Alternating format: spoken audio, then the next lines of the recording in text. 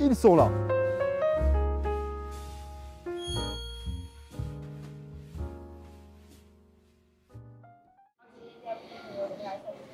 Après toi?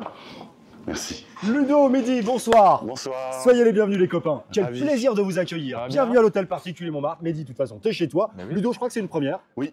Mais écoute, approprie-toi cet endroit. Tu es chez toi. Si vous voulez bien vous donner la peine, par ici, messieurs. Il est génial le concierge. Hein. Il débite Il débite ça. énormément.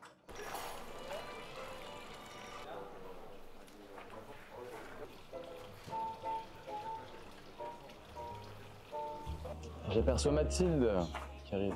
Bonsoir messieurs, Bonjour. bienvenue à l'hôtel particulier de Montmartre. C'est moi qui aurai le plaisir de vous servir ce soir. Ben voilà. Tu connais pas Ludovic? Absolument pas. Ludovic est un éboueur star. Monsieur est une star. Oui. Eh bien, vous avez bien de la chance. Enfin, il est connu dans toute la France parce qu'il ramasse des poubelles Exceptionnel. et qui porte les flammes olympiques. Aussi, Ah, j'avais on pas varie les deux plaisirs en plus. à ce que je vois. Voilà.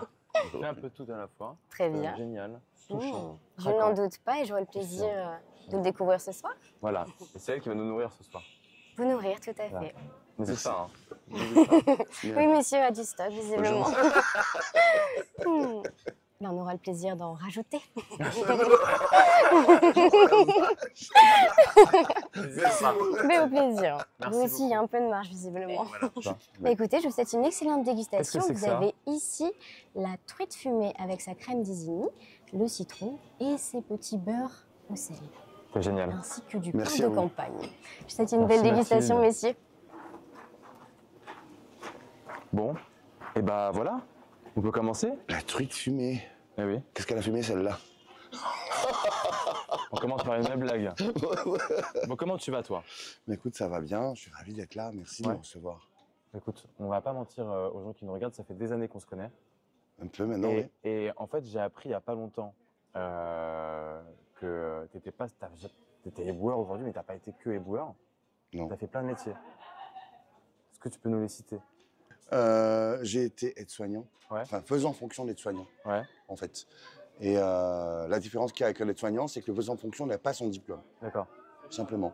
Et waouh, quelle claque dans la vie. Mais avant d'en arriver là, j'ai eu une période où j'étais malheureusement sans domicile fixe pendant plus de 10 ans. 10 ans. Et j'avais des petits boulots, par-ci par-là. Donc j'ai travaillé dans la restauration. J'ai fait un boulot qui n'était pas déclaré. Lequel? J'ai fait la prostitution. Donc c'est un travail. Certes, on n'a pas de fiche de paye à la fin du mois. Mais on ressort bourré d'expérience. D'expérience seulement? Pardon. Énormément d'expérience. Oui. Que ce soit mentale ou physique. Oui. Et comment t'en es arrivé là? Juste, donc t'as fait de la prostitution. Où, quoi, comment? En fait, quand je suis arrivé sur Paris, je savais pas quoi faire. Je suis À arrivé quel âge? C'était après l'armée. D'accord. L'armée, mon commandant m'a dit, on veut plus de cette race-là ici, donc tu dégages. Bon, ok. Pourquoi il a dit ça? Parce que j'ai eu un rapport avec un gars là-bas. Oui. Ça se sait pas, mais par contre ça pratique énormément. Et c'est monté à ses oreilles et là il m'a dit, dégage de là, prends ta feuille de sortie et va-t'en. D'accord, donc t'as été dégagé Ouais. par homophobie. On va dire ça. Voilà. Et Ouais. donc ensuite, tu te retrouves à Paris. Et donc, comment tu rencontres ce milieu qu'est la prostitution? Surtout toi en tant qu'homme, parce que c'est vrai que c'est assez courant que des jeunes femmes se fassent aborder ou qu'on leur propose de faire ce job-là. Mais comment toi, t'es tombé là-dedans? En fait j'en avais entendu parler déjà, mais T'as J'ai- fait ça en même temps. ouais je crois, hein, parce Ouais. que elle demande que ça la petite truite là. Ah oui? Et en fait, quand j'étais petit, Mhm. j'ai été malheureusement victime de pédocriminalité. D'accord. Et pendant l'acte, une fois que ça s'est terminé, le mec il me dit t'es prêt à tout pour gagner de l'argent? Tiens, prends ça. te Il m'a donne de donné de la thune. l'argent, ouais. Tu vois? Donc tu as été victime de pédocriminalité et le mec à la fin te donne de la thune. Voilà, et c'est là que j'ai compris que la prostitution existait, quoi. Tu vois? Mais tu Mais, l'as subi d'abord au début la prostitution. Là, je l'ai subi, bien évidemment. D'accord. C'était pour aller sur Toulon. Moi, la première chose que j'ai fait, c'était... je suis allé voir la police, mais je leur ai même pas dit que j'étais face à un pervers. Je leur ai dit, j'ai fait une fugue, il faut que je rentre chez moi. Voilà. D'accord. Et ça, c'est resté en moi tout le temps. Ouais. C'est encore maintenant en moi. Hein. D'accord. Et quand je suis arrivé sur Paris, j'avais ça en tête.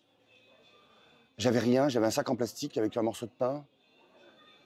Et je me dis, Ludo, ben, vas-y, va au charbon, il faut de l'argent pour pouvoir vivre. Et on verra bien ce que... Et donc, tu as été où? Tu as été. J'étais à Porte-Dauphine. Porte-Dauphine, d'accord. Ouais. Donc, à le Bois de Boulogne. Bois de Boulogne, Porte-Dauphine, voilà, tout ça, Ouais. c'est le même endroit. Hein. D'accord. Et Et comment ça se passe voilà, concrètement? C'est quoi la journée type d'un gigolo? j'adore la question.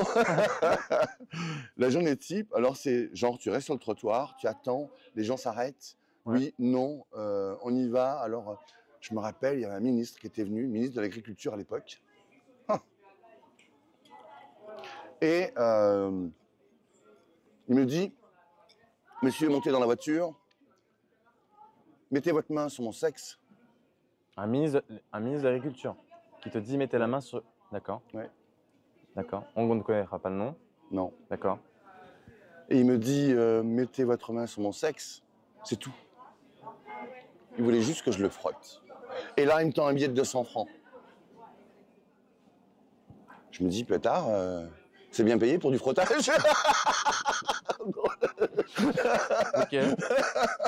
donc bah, après, j'ai continué. Donc, tu vois, des gens comme ça, il y en a beaucoup. C'est quel type de personnes? T'avais de tout? C'était quoi? C'était J'ai des des jeunes, des vieux? Des personnes en situation de handicap qui m'ont demandé de faire ça avec eux. Et là, j'ai refusé. Parce que je dis non. Mhm. Oui, tout genre de personnes, tout niveau de vie, en fait. Hein. Ça peut être du plus démuni au plus muni. Et on en avait vite fait parler, mais c'est une personnalité quand même qui t'a sorti de ça. C'est un grand animateur télé. Ouais, alors un jour, alors j'étais suivi par une association qui s'appelle Le Captif La Libération à l'époque, et justement ils s'occupaient de ces personnes-là sur le trottoir, donc des gigolos jeunes, etc. Et un jour, Atef, on peut le citer, Atef m'appelle, il me dit Ludo, est-ce que tu peux venir maintenant? J'ai une personne à te présenter. Il me dit rien. Et là, je vais dans son bureau et il me présente la journaliste, Coralie Cortot. D'ailleurs, si elle se reconnaît, j'aimerais bien la voir. Et elle me dit bonjour, enchanté Ludovic, est-ce que vous voulez témoigner sur la prostitution masculine à visage découvert? Je dis de toute façon, je Pour suis quelle émission? pour sans aucun doute, pour Julien Courbet. Pour Julien Courbet. C'était sur la une à l'époque. En deuxième partie, c'était le vendredi soir. J'avais plus rien à perdre. J'étais au fond du fond. Je me suis dit, allez, on fonce. Elle a fait un reportage incroyable. Et le jour où l'émission a été diffusée en direct, j'étais en direct, j'étais invité chez Julien. On a vu le reportage, etc. Et j'ai juré ce jour-là que j'arrêtais la prostitution. Voilà. Grâce à Julien Courbet. Grâce à Julien. Si Julien Courbet voit cette émission, Moi, j'espère. n'hésite pas à... Grâce à Julien. C'est dingue. Et ensuite, à l'époque, ces émissions, ils nous suivent. Et pour voir l'évolution, pour savoir si j'avais tenu ma parole, etc. J'ai reçu des milliards et des milliards de messages. J'exagère un petit peu, mais j'ai reçu beaucoup, beaucoup de messages. J'ai tout gardé. J'ai tout classé, etc. J'ai pris du temps énormément. Et j'ai essayé de répondre à toutes les personnes qui m'ont envoyé des messages de soutien. Et mon cousin m'a reconnu à travers l'émission. Il me dit, mais Ludo, déjà enchanté, je suis ton cousin. Je ne connaissais pas mon cousin. Il me dit, mais tu sais que je connais ton papa? Ah bon? Parce que tu connaissais pas ton papa? Non, je ne connaissais pas mon papa. Je le connais juste. J'ai cette image de lui. Je suis dans ses bras. Il me regarde. Et là, il me jette sur le canapé. Je n'ai pas compris pourquoi. Quelqu'un de violent. À quel âge, à peu près? J'avais 4 ans, peut-être. Voilà, c'est la seule image que j'ai de lui. Alors quand mon cousin me dit « Ah bah je connais ton père et tout », j'ai cette image-là dans la tête. Mais je me dis, des parents, on n'en a qu'une fois dans notre vie, donc ne sois pas rancunier. Et donc, j'ai rencontré mon papa, mais avant ça, j'avais justement appelé Coralie Cortot pour qu'ils viennent filmer cet événement-là, parce qu'ils voulaient savoir ce qui se passait dans ma vie, etc. Et ils sont venus. Donc là, rebelote, deuxième émission, chez Julien Courbet, donc vendredi soir, etc. La continuité des choses, tout ça. Tu rencontres ton papa. Et je vois mon papa. Donc la rencontre, c'était pas... on s'était, voilà, on serre dans les bras, terminé. Il n'est pas grand-chose à me dire. Donc si je récapitule bien, ça veut dire que grâce à Julien Courbet, tu arrêtes la prostitution et tu rencontres ton père. Oui, et mon cousin. Et ton cousin. Il a fait beaucoup de choses pour toi, ce monsieur, quand même. Ludovic, tu es quelqu'un qui est passionné par l'amour. Tu as un cœur à prendre, un cœur à vendre. Tu l'as été. Il y a un cul à prendre, pourquoi pas. Voilà aussi. N'hésitez pas à postuler. Ludovic, par amour, est-ce que tu pourrais t'endetter? Oui. Est-ce que par amour, tu pourrais reprendre la prostitution? Oh putain. Est-ce que par amour, non. Non. Est-ce que tu pourrais accepter qu'il ne trie pas ses déchets en tant Jamais qu'éboueur? Jamais de la vie. À te mettre à fumer? Que lui, il veut que je fume. Par amour. Ah, la cigare à poil, ouais. Est-ce que par amour, tu pourrais voter pour un parti auquel tu n'adhères pas? Non, jamais de la vie. J'ai des convictions. Aller dans un club échangiste? Oh, pourquoi pas. Il faut échanger un petit peu. Bon. Apporter des slips en cuir? Non, jamais. Jamais? Non, je préfère être tout nu. À accepter quelques petites infidélités? Oh, je me dis, bon, écoute, s'il y a quelqu'un qui te plaît, bon, voilà, on vit une fois, donc il faut profiter de la vie. Après, moi, je pense que le cœur doit être fidèle. Après, le reste, bon, c'est que du matériel, c'est qu'un corps, etc. Donc, bon, voilà. Mais par contre, protège-toi. Protège-toi parce que j'ai pas envie d'avoir les merdes des uns et des autres. C'est tout. Très bien, le message est passé. Et le mensonge, ça t'accepte de temps en temps, un petit mensonge? Je déteste le mensonge, je ne supporte pas ça. À arrêter ton métier d'éboueur? Je ne pourrais jamais arrêter mon métier, vraiment pas. À supprimer ton compte Instagram? Non, À faire de la chirurgie esthétique? jamais de la vie. Je suis tellement beau gosse, non, je me trouve hyper moche. mais tant pis, je suis comme ça, c'est comme ça. Bon, et puis dernière question, à garder le même numéro de RSVP 2 fois par semaine? Par amour? RSVP, qu'est-ce que c'est que ce truc? Les gars, on lui explique. C'est le nom de mon émission. Oh, pardon! C'est une très belle Le question. Martina fait l'effet. Alors, répète. 2 fois par semaine, regardez le même numéro d'RSVP. Oui, sans problème. Bon, bah très bien. Je suis content, c'est que tu ne sais même pas dans quelle émission tu viens, Ludovic. C'est génial, merci. Je suis désolé. J'adore, j'adore. Bon, Ludovic, je te propose de passer au plat. Parfait, la truite, elle est magnifique. Hein.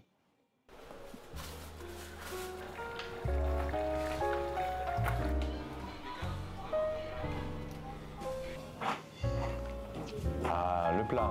Alors, messieurs, voici donc nos délicieux croques à la truffe. Ah, parfait. Vous m'en direz des nouvelles, c'est assez gourmand. De quoi Oui. satisfaire peut-être monsieur et monsieur. Moi, ça va, moi, j'ai pas besoin de beaucoup. D'accord. Bah, monsieur vous laissera peut-être les croûtes, s'il veut bien.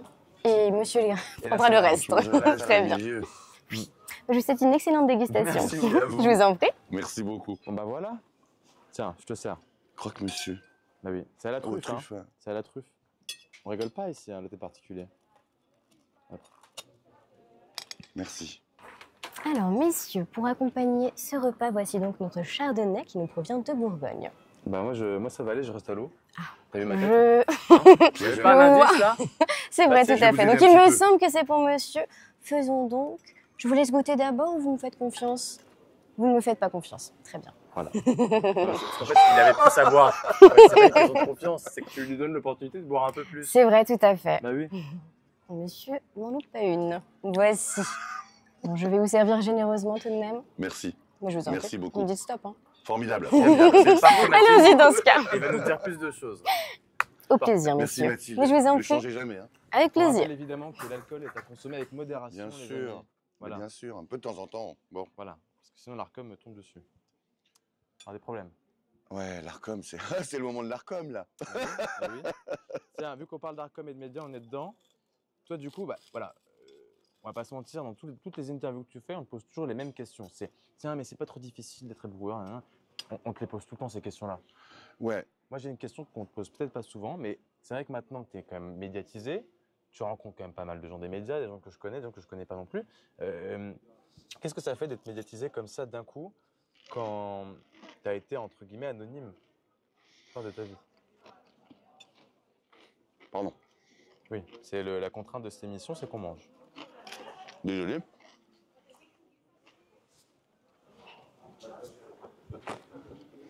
Là, c'est une gorge profonde. Oh, mais c'est pas possible. Mais pour le coup, ça fait super bizarre parce que je m'y attendais pas du tout. Ouais. Tu sais, moi, le petit Ludovic qui était derrière mon cyprès, quand j'étais gamin, je voyais ce monstre arriver, un mastodonte, le camion poubelle, tu vois, pour manger nos poubelles, pour les avaler, pour les faire disparaître. Et maintenant, j'en suis là, avec tous ces médias autour de moi, tout ça pour valoriser mon métier et pour dire qu'on existe, tu vois. Rien qu'aujourd'hui, j'étais rue de Rivoli, un monde incroyable. On était 3 éboueurs, on ne pouvait pas passer le balai parce qu'ils ne voulaient pas nous laisser passer le balai. Les gens passaient, ils s'en foutaient complètement. Tu vois, et c'est pour ça que je suis là avec toi, là. C'est pour ça que les médias, c'est hyper important pour visibiliser les invisibles. Oui. Tu vois, c'est... Toi, la différence, c'est que tu es quand même un peu devenu une espèce de star aujourd'hui. Les gens te demandent des photos, tu rencontres des personnalités. Qu'est-ce que ça change dans la vie d'un homme, ça? Bah déjà, un samedi, quand je travaille, il y a une ligne pour pouvoir... Moi, je suis en train de balayer, il y a une ligne pour prendre des photos. C'est quand même dingue, tu vois. Mais ça change énormément de choses. Ça veut dire que j'ai réussi à mettre une image sur la poubelle. Voilà, c'est Ludovic. C'est Ludovic la poubelle? Voilà. Quand... non, mais si tu veux, cette poubelle, elle avait besoin de visibilité, elle a besoin d'une identité. Et maintenant, quand on pense poubelle, on pense Ludovic. Et j'en suis très fier de ça. Mais sincèrement, on me rend pour un fou, mais tant pis. Mais moi, ce que je veux, c'est je me bats pour une planète propre. Certes, mon existence, bon, voilà. Mais je vais tout faire pour laisser les clés pour qu'on ait cette fameuse planète propre dans l'avenir, tu vois. Et tu m'avais dit en off que tu avais peut-être quelques petites anecdotes, on va dire, des personnalités que tu as rencontrées. Ouais, alors bien sûr que ça change au niveau des gens. Je connais pas mal de politiques. Ouais.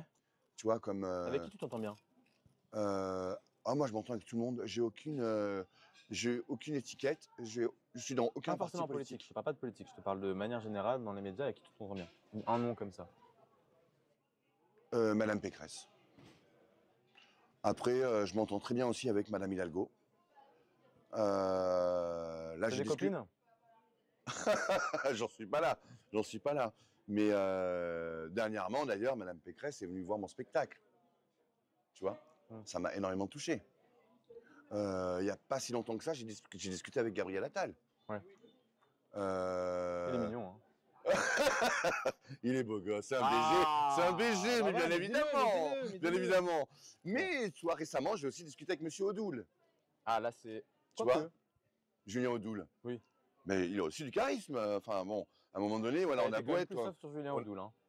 Comment? Tu as été quand même plus soft sur Julien Odoul, hein. C'est mon ton genre.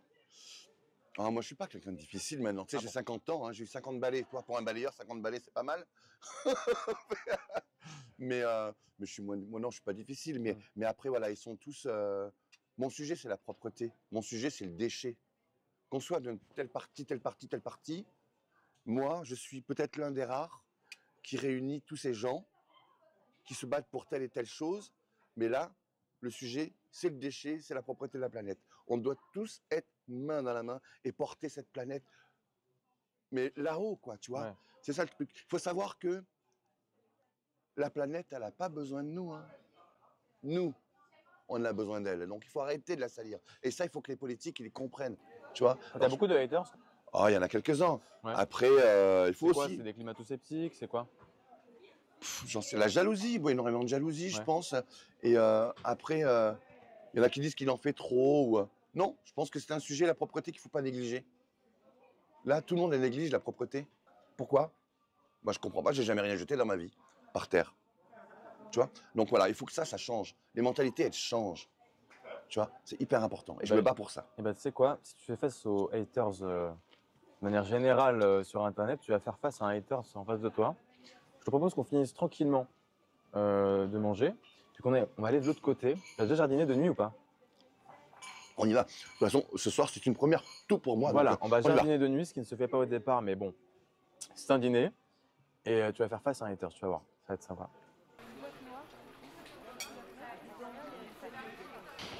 On respire. Ça change de son odeur de merde, ça. J'avoue, ils sont magnifiques ces géraniums. Mais oui, très beau géranium. On est au jardin Junot, ici. Je me suis dit que c'était intéressant de t'emmener ici parce que bon, ça détend de jardiner. Et tu vois, tu as beaucoup de messages de haters sur Internet. Et du coup, je me suis dit, tiens, ce serait intéressant de voir ta réaction face à des vraies questions, des vraies répliques en fait, de haters. Donc, sois tranquille, arrose et écoute. Mais juste avant ça, Dis-moi. alors, on va utiliser de l'eau. Et l'eau, c'est hyper important, c'est hyper précieux. Et on arrose la nuit, hein. Moi, ça m'est arrivé d'arroser la nuit. Et il faut savoir que, je vais prendre l'exemple, tu vois, un déchet qu'on ramasse, nous, beaucoup, à la ville de Paris, c'est le mégot. Le mégot, à Paris, on en ramasse Des gros fumeurs, les Parisiens. 4 millions par jour, tu vois, 4 millions par jour. Donc, arrêtez de jeter votre mégot par terre. Et si possible, arrêtez de fumer. Pourquoi pas aussi. Bon, allez, je te laisse ouvrir le gros robinet. Il faut que je décalote, il faut que je décalote. Ouais. On lance l'interview arrosage. Satisfaisant, hein? Carrément, ouais, exactement. C'est marrant de parler de ta vie. En fait, t'as eu une vie de merde pour finir par les ramasser. Les merdes. Comment t'expliques ça? Ben en fait, on m'a tellement soutenu pendant ma période de rue que j'ai l'impression de devoir aux gens. Et le fait de pouvoir ramasser la merde des gens, c'est un petit peu ma contribution. D'accord. Tu dirais que tu rentres à la maison avec l'odeur du succès ou des poubelles? Ah non, alors j'avoue, on a beau prendre des douches, je vous garantis que l'odeur de poubelle, elle reste. Ah ouais? Mais après, on s'y habitue tellement qu'on l'oublie. Mais ouais. D'accord. C'est marrant. Pas oublier celles qui sont derrière, elles vont être jalouses, hein. Dans ta carrière, qu'est-ce qui a été le plus sale? Ton boulot ou tes secrets? Non, je crois que ça a été plus sale, c'est mes secrets, ouais. Malheureusement, il y en a tellement que, ouais, sont vraiment Un dégueulasses. petit coquin, toi. Bah, je suis un vrai coquin, mais oui, mais ça se voit sur mon visage un petit peu. C'était quoi tes tarifs quand tu te prostituais? Les tarifs quand je me prostituais, oh là là, c'était 50 € la pipe, 50 francs la pipe, pardon. 50 francs la pipe. Ouais, D'accord. 50 francs, ouais. Ok.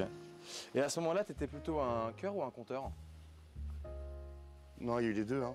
Ouais. Il y a eu les deux, hein, ouais. Il y Parce a eu que, un cœur aussi? ouais, bah, j'ai eu deux histoires d'amour dans ma vie, hein. Et ça n'a pas été facile, mais j'ai même tapiné pendant que j'étais avec mon copain de l'époque. Ça n'a pas été simple. D'accord. Est-ce que tu penses que t'es assez connard pour le showbiz? Moi, je suis une vraie merde, moi. Ouais. Bah oui, je la ramasse. C'est une du grosse coup, merde à quel point? Ah, je peux être piquant. Ouais. Ouais, vraiment, ouais. Ouais, non, vraiment. Je peux être vraiment piquant. Donc en fait, derrière l'image de l'éboueur tout gentil qui va sur TF1 dans 7 à 8 pour dire oh, non, ça va pas, la planète. En fait, Non. c'est un gros connard qui se cache derrière le dos.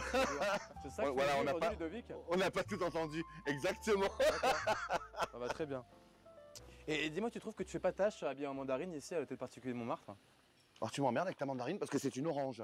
Bon. Tu vois, regarde. Je pense qu'on les inonde là, on les inonde. Moi, je crois, hein. Je Oui. crois. Je pense que c'est bon. C'est bon? Oui, on va passer au dessert, Hop là. Ludovic. Voilà. Parfait. Comment ça? Ah non, arrête.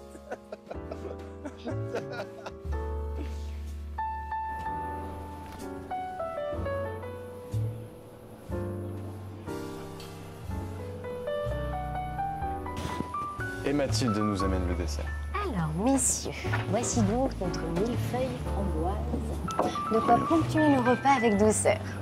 Merci. Belle dégustation. Merci beaucoup, Je Mathilde. vous en prie. Merci, au revoir. Elle a été géniale, Mathilde, aujourd'hui. Ouais. Tu vois. Je voulais qu'on profite de ce dessert parce que c'est vrai que cette interview a été forte quand même en émotion. Ouais, tu m'as même touché. Oui. Et voilà, c'est un temps calme, tu vois, ce petit dessert-là. D'abord, je voulais te dire que tu m'as beaucoup touché avec ton histoire, vraiment. Et que cette interview qu'on a fait juste avant, l'idée évidemment c'était de reprendre un peu toutes les critiques qu'on peut faire, toutes les critiques de la société que tu peux manger tous les jours. Et tu as très bien réagi, je trouve. Tu as réussi à rester, voilà, donc vraiment là-dessus, bravo. Tout ça au quotidien, tu le ressens fois 1000, je pense, avec les réseaux sociaux, tous les jours. Mais tu vois, là, déjà, je réalise que je suis en face de toi, etc. Puis, je réalise tout ce que je t'ai dit et tout ce que je vis. Et c'est juste, c'est magique ce que je suis en train de vivre là maintenant. Mais j'ai qu'un seul but et il reste, changera jamais. C'est une planète propre. Et je regrette de ne pas être éternel pour pouvoir faire la continuité de ce message-là. Il est tellement trop négligé. Les gens font trop n'importe quoi. On a juste à jeter à la poubelle, tu vois. C'est un geste qui est tout simple, mais qui est ultra compliqué pour beaucoup d'entre nous. Et il faut que les choses changent, tu vois. Voilà. Mais merci de donner la visibilité à tout ça. Bah écoute, merci à toi. Il n'y aurait pas d'émission, il n'y aurait pas de contenu s'il n'y avait pas des fous, des artistes comme toi, des artistes de la planète. Écoute, je te propose qu'on découpe ce... Moi, je te laisse faire parce que là, ça a l'air d'être compliqué. Oui, évidemment, bah voilà. Hop. Incroyable. Tomber Il est incroyable. Je te sers. Hop. Ludovic, à quoi tu penses là en ce moment-là? Tout de suite maintenant, là, à quoi tu penses? À quoi je pense? Oui. Que je suis heureux, que c'est une fierté d'être avec toi. Vraiment. Voilà, qu'il faut des gens comme toi pour pouvoir transmettre tout ce message. C'est gentil. Tu ferais quoi après l'émission? Là. Après l'émission? On va se quitter à un moment donné, je suis désolé. Hein, ouais. Et qu'est-ce que tu fais après l'émission? Oh, j'ai un rendez-vous galant. Non. Ah ouais? Bah oui, attends, je vais me gêner. Salaud. Bon. Salaud. Serais-tu jaloux? Bon. Mais c'est quoi oui, ta plus grosse angoisse, Ludovic? ma plus grosse angoisse, c'est de mourir. Ah oui? Oui. Qu'est-ce qui te fait peur dans la mort? Alors, qu'est-ce qui me fait peur? C'est... en fait, je peux pas l'expliquer. C'est inexplicable. J'ai jamais menti dans ma vie. Je ne mentirai jamais de mon vivant. Mais par contre, je mentirai à la mort. Lui dire que je suis déjà parti pour pas qu'elle me prenne. Tu vois? Ton plus grand bonheur? Pardon. Qu'est-ce qu'il y a? Ça a l'air délicieux. Ah. Mon plus grand bonheur, c'est de vivre. Tu vois? C'est aussi simple que ça. D'être en vie? D'être en vie, d'être là. T'es reconnaissant, évidemment, avec tout ce que tu as vécu, de ce que tu C'est as tout, hein, tu sais, c'est un message, c'est simple, faut être heureux dans la vie. Et la vie, c'est 3 petites lettres, mais elles ont toutes leur importance. Et faut pas le négliger. Tu crois en Dieu? Alors, alors ça, j'ai jamais dit à personne, mais j'ai fait mon catéchisme. Moi, je suis une famille catholique. Mon grand-père, il m'amenait à la messe tous les dimanches. Il avait une chambre qui était réservée à la Sainte Vierge. Et on a découvert à sa mort qu'il s'était enregistré pour la Bible. Et alors, je suis d'une famille croyante, mais moi, je crois en une entité, mais à de là à mettre le mot Dieu dessus, non, parce que pour moi, c'est l'homme qui a inventé tout ça. Mais par contre, je crois en une entité, oui. Mais je ne dirais pas Dieu. D'accord. Moi, je trouve que c'est important de parler de Dieu. Dans les émissions, notre rapport à Dieu est très important, je trouve. Et je peux te dire que maintenant, je crois en moi. Tu vois, déjà, première chose. Avant, je ne croyais pas en moi. J'étais une sous-merde, je me maltraitais mutuellement, je me mutilais l'esprit, etc. Mais là, maintenant, là, je crois en moi, vraiment. Et ce métier d'éboueur m'a vraiment épanoui. Si jamais Dieu existait, tu clames, ah, patatras, Dieu existe. Qu'est-ce que tu lui dirais? Pourquoi toute cette misère? Et pourquoi c'est dégueulasse? Et qu'est-ce que tu aimerais qu'ils te disent? Vous l'avez cherché. Parce qu'en fait, si c'est à cause de nous que tout ça arrive, tu vois, si on jette par terre, c'est les gens qui jettent par terre. C'est pas lui. Oui. Donc tu jettes, tu ramasses. Tu trouves pas qu'on se fait vachement chier pour une vie où au final on va tous mourir? Tu veux dire, on cravache dans les études, on cravache au travail, on stresse pour à peu près tout. Pour à la fin, un truc où... En parlant de chier, je ramasse beaucoup de merde.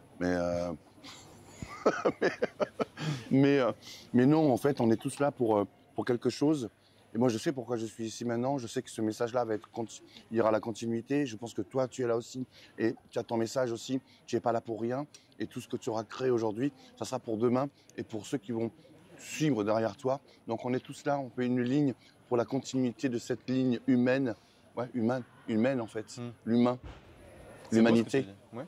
Tu vois, bah, c'est important de transmettre des messages et de les faire perdurer. Tu trouves pas que tu t'es un peu trop livré dans cette émission? je me suis pas mal livré, Ouais. mais ça m'a fait énormément de bien. Je te promets. C'est merci. Merci à toi. Merci, à toi d'avoir merci eu éternel. le courage de le faire parce que ça demande du courage évidemment de se livrer comme ça. J'ai pas été trop méchant avec toi, ça va? Il y a des internautes qui vont être choqués. Hein. Écoute, c'est pas grave. C'est ma vie, c'est comme ça. Tu m'acceptes tel que je suis ou tu m'acceptes pas. Et ne change jamais, reste comme tu es. Et non. Tu m'as touché, mais la vie est touchante. Ton prochain achat, qu'est-ce que ça va être? Oh, je vais acheter des préservatifs. Tiens. Oh. On cache la marque. Merci. Ton dernier achat, c'était quoi ton dernier achat? Ah, c'était Marvel.